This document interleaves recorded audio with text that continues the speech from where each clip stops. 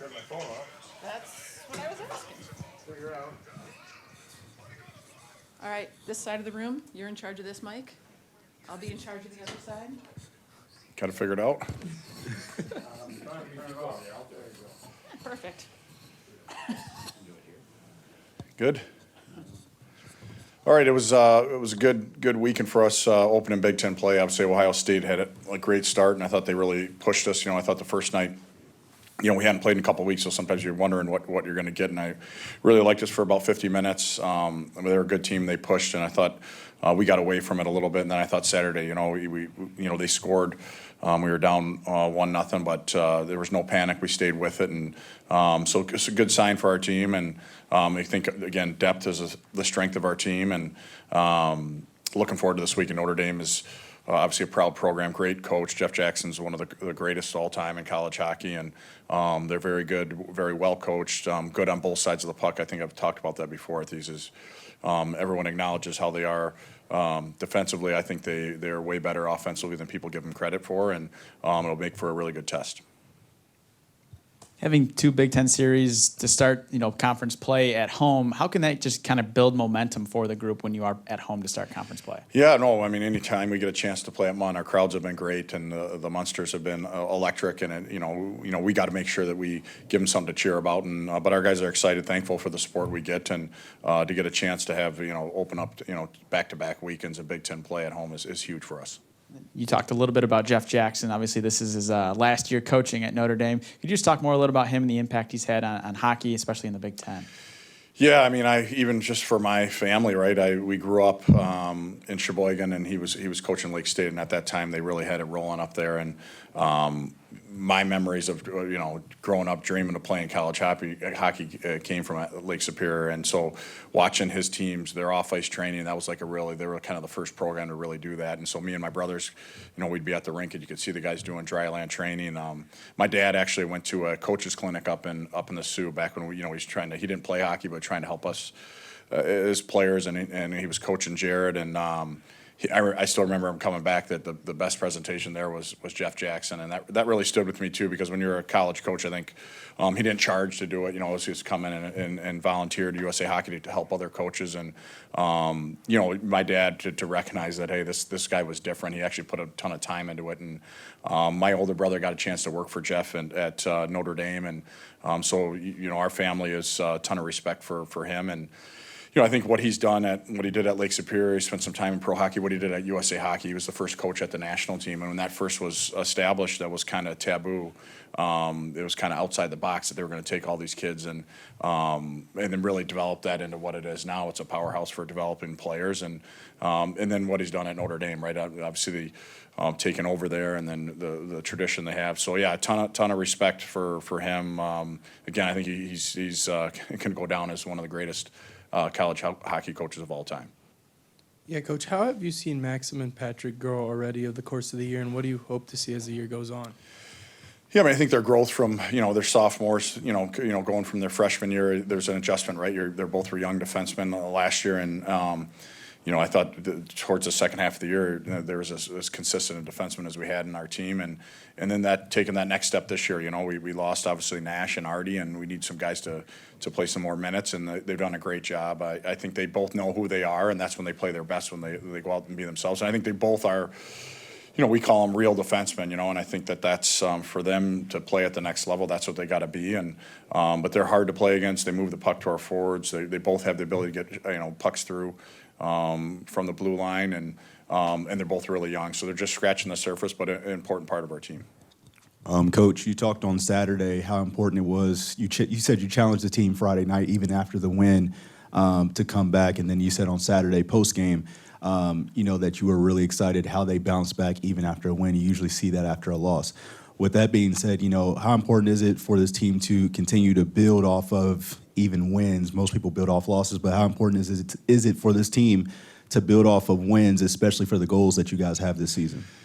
Yeah, but I think that's kind of been our mindset just even the last 2.5 years, right? It's not about the result, it's about getting better, and the standard here is high and as it should be, and so making sure that it's not about whether you won or lost the game. And I think in our sport that can happen, right? You cannot play well and win games, and I'm probably a little bit messed up that way. Like I'd rather play well and lose than steal a game. I just think long term for player development and for our team development is we got to go out and play our best hockey and also understand that we're playing in a really good conference and you're playing against really good teams. So it's not always going to go your way. So you got to be able to respond and find ways to win games. But we don't want to be a program that steals games. We want to earn wins, and I think our guys understand that. I give them credit because it takes a certain maturity to understand if a coach comes in, hey, that wasn't good enough after a win, to really understand that, hey, look in the mirror, like we got to be better. And I thought Saturday we were better than Friday. Coach, looking at your fourth line, Shane just had his first collegiate goal. Mikey just had his first collegiate points. Tommy had a bunch of really key scoring opportunities in that Saturday game. So that's your youngest line. How have you kind of seen them develop as the season's gone on so far?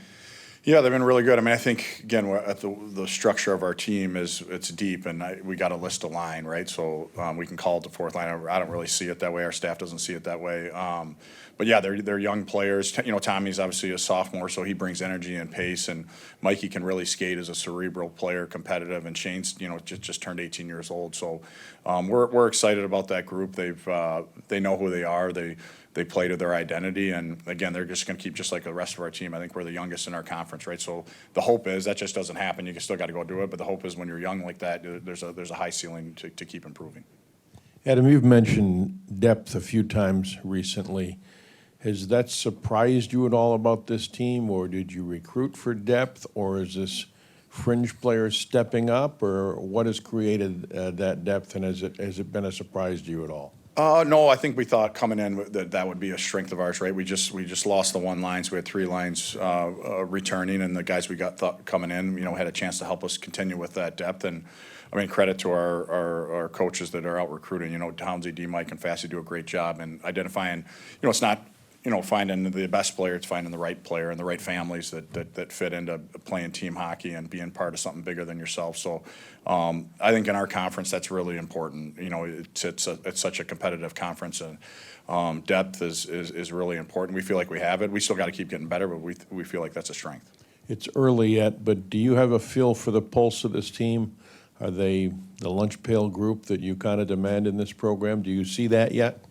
Yeah, no, they're workers for sure. They're quiet workers, right? They're humble workers. I mean, I think that's the message to our group, right? It's kind of a humble pursuit of being the best, and doesn't mean any of us have all the answers, and you got to keep getting better.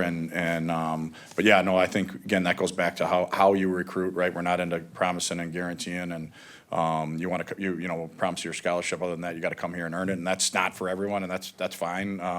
But I think when you do it that way, that you really establish your culture before they even get here, and then it's our job to maintain it. Have you lost players because you wouldn't promise them that? Yeah, oh no, for sure, yeah, yep, and that's fine, like, that's, again, it's not for everyone, and that's okay, and I really believe that competition's the greatest driver in development, and you gotta have pure competition, and there's no side deals, and I can go in front of our locker room now and say, hey, no one's been promised anything. You want to play more, you go out and earn it, and our guys understand that. And I respect our guys for signing up for that. I actually think that is a sign of having real confidence in yourself as a player, that, hey, just give me an opportunity and I'll go out and earn it. Speaking with Shane on Saturday, he got his first goal. He was pretty excited about that. With that being said, what do you think that does for a player like him, especially a young freshman, getting that goal and hopefully making him more confident, when he's out on the ice? Yeah, I mean, he's had a ton of good looks, right? And so I think that as a player, if you're getting looks and you're getting opportunities, you can't get frustrated. Frustration's a wasted emotion, so you just got to stay with it. And it was just going to be a matter of time until the puck went in the net. But I understand the player side, right? That does feel good when you score and you get excited. So the nice thing with Shane is he knows who he is, right? So sometimes you have some success and you deviate from who you are as a player and what makes you special. And Shane's a power forward. He's competitive. He's heavy at the puck. He gets to the inside, and if he does those things repeatedly, he's going to score goals. You guys have scored goals in the third period last several games. I guess is there ever conversations of like trying to start faster, or is it the back end more intensity? Or I mean, I think we always every team wants to start right well, and I think that for our team, like I think that depth over time, hopefully you can wear teams down, and we try not to make a big point of like focusing on whether we scored or not, whether we played well, right? I thought we've started games really well, and sometimes the puck goes in the net, sometimes it doesn't. So, I think for us, it's more about, the next shift. And if we get scored on, how do you respond? And if we score, how do you respond? Trey Augustine named one of the Big Ten Stars of the Week. I think he saved something like 51 of 54 last weekend. What kind of confidence does it give the rest of the guys out on the ice when you've got a goalie rolling like that?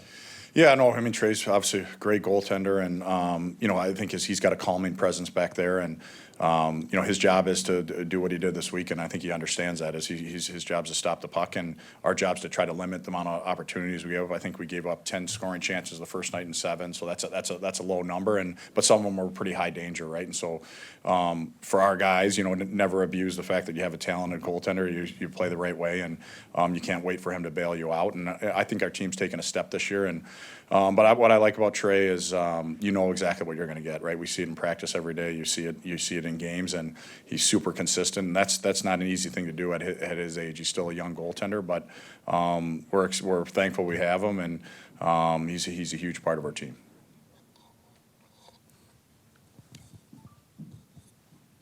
Coach, I know you're always saying how hard it is to sweep in the Big Ten, and really in college hockey in general, but the Big Ten, almost every team ranked right now. This Notre Dame team's been pretty hot coming this season, have a lot of top scorers in the league. So what are your kind of keys, and what are the things you're really looking for going into this matchup? Yeah, I mean, I think they're if you're looking for easy offense, that's not the team. They're very well coached. It's going to be tight checking, and again, I think it's so early too. We try to focus as much as we can on ourselves. We do a ton of homework on our opponents. Our job's to kind of pare it down and what's really important that they need to know about our opponent. But the focus is on ourselves. So every night in our conference, that's again why I really believe we have access to the top players because of the parity in our conference and the programs we have. So it'll be a huge test for us and a ton of respect for their program. But that's what's great about playing in the Big Ten. Good. Thank you. Thanks, Coach.